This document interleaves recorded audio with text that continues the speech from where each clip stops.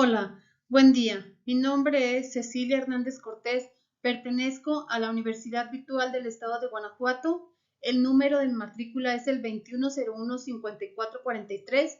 El nombre del reto es Reto 2, la jurisprudencia. El nombre del módulo, Juicio de Amparo 1. La licenciatura es en Derecho. El nombre de mi asesor educativo es la maestra Sofía Pérez Fuentes Sacramento.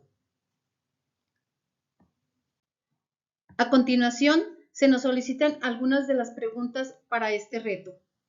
La número 1 dice, respecto al caso número 1, señala qué método de integración se utilizó para la creación de dicha jurisprudencia.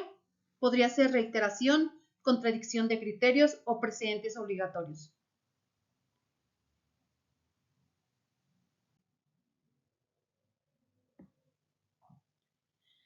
La respuesta es, acorde a lo establecido en la Ley de Amparo, capítulo 3, Jurisprudencia por reiteración, en su artículo 224, señala que la jurisprudencia por reiteración se establece por los tribunales colegiados de circuito cuando sustenten por unanimidad un mismo criterio en 5 sentencias no interrumpidas por otra en contrario.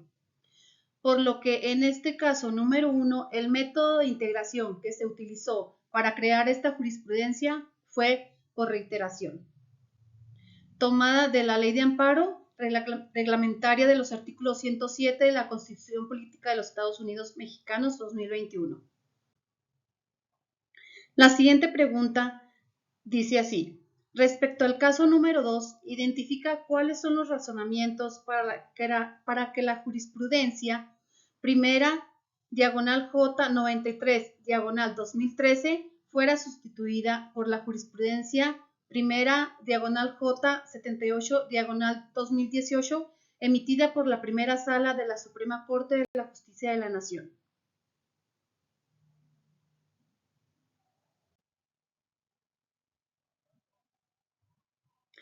En esta jurisprudencia, el razonamiento por el que se da la interrupción es porque la regulación de la citación a esa audiencia en las legislaciones locales mencionadas, es en este caso de Chihuahua y Durango, son similares a la prevista en el artículo 141 del Código Nacional de Procedimientos Penales para la citación de la audiencia inicial y de la lectura sistemática de las fracciones 1 y 2 del artículo mencionado.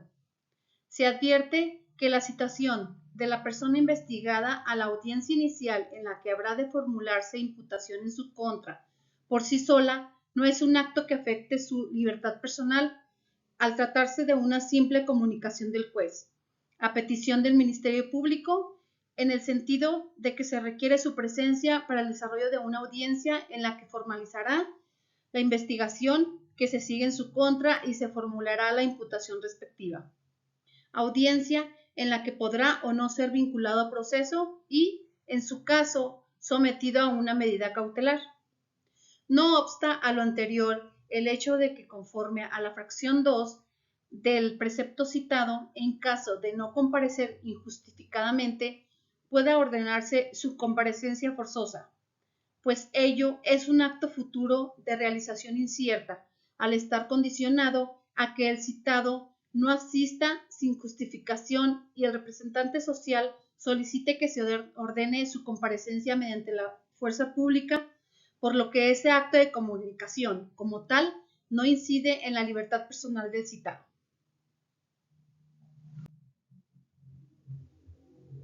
En efecto, en esta jurisprudencia se crea por contradicción de criterios, pues en la Ley de Amparo, en su capítulo 4, Jurisprudencia por contradicción de criterios, artículo 225, señala que la jurisprudencia por contradicción se establece al dilucidar los criterios discrepantes sostenidos entre las salas de la Suprema Corte de Justicia de la Nación, entre los plenos regionales o entre los tribunales colegiados de circuito en los asuntos de su competencia, tomado de la Ley de Amparo reglamentaria de los artículos 103 y 107 de la Constitución Política de los Estados Unidos Mexicanos 2021.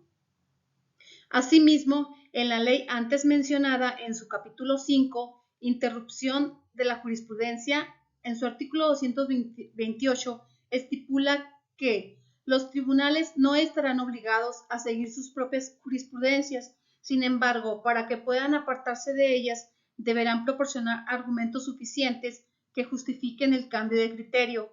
En este caso, se interrumpirá la jurisprudencia y dejará de tener carácter obligatorio. Tomado de la Ley de Amparo Reglamentaria de los artículos 103 y 107 de la Constitución Política de los Estados Unidos Mexicanos 2021. Por otro lado, se establece en nuestra Constitución Política de los Estados Unidos Mexicanos, en su artículo 94, parágrafo 11º, que a la letra dice: la ley fijará los términos en que sea obligatoria la jurisprudencia que establezcan los tribunales del Poder Judicial de la Federación sobre la interpretación de la Constitución y normas generales, así como los requisitos para su interrupción. Tomado de la Constitución Política de los Estados Unidos Mexicanos 2022. Siendo estos los fundamentos para la interrupción para esta jurisprudencia.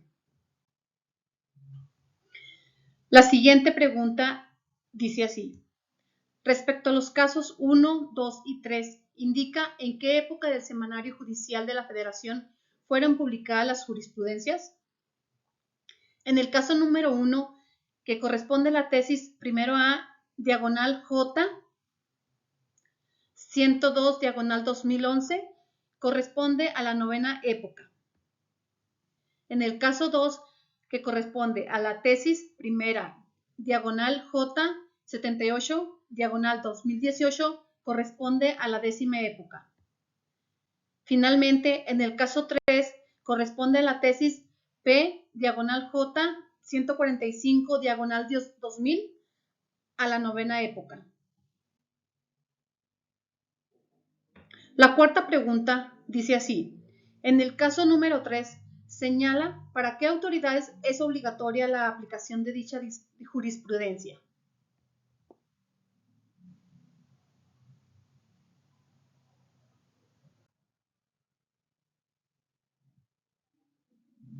Su respuesta es: como se estipula en la Ley de Amparo Reglamentaria de los artículos 103 y 107 de la Constitución Política de los Estados Unidos Mexicanos, en su artículo 217, la jurisprudencia que establezca la Suprema Corte de Justicia de la Nación será obligatoria para todas las autoridades jurisdiccionales de la Federación y de las entidades federativas, con excepción de la propia Suprema Corte.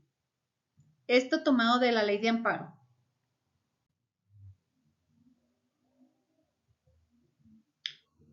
En la pregunta número 5, en el caso número 1, identifica si se cumple con el requisito establecido en el artículo 223 de la Ley de Amparo, respecto a los votos que deben emitirse para su aprobación.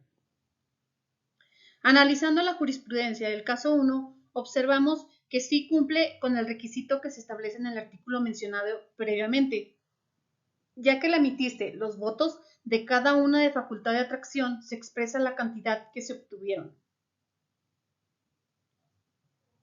Facultad de atracción 10, diagonal 2007,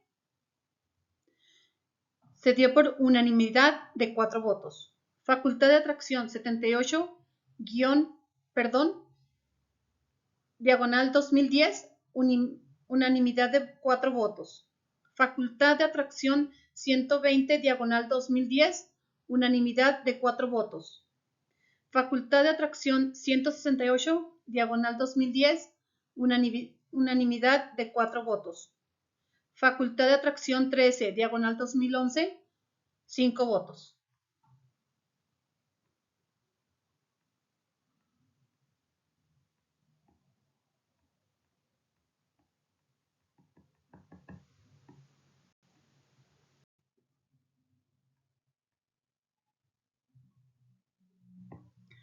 Como conclusión, considero que la jurisprudencia es muy importante en nuestro país, ya que en el análisis jurídico realizado percibí que es una argumentación muy importante y válida diferente a la que se estipula en la propia ley, puesto que es la experiencia de la resolución de casos realizado por la Suprema Corte de Justicia de la Nación y que sirven de sustento jurídico para casos venideros que serán resueltos en base a estas experiencias jurídicas, siendo un soporte tanto para el juzgador como para el defensor en la resolución de controversias.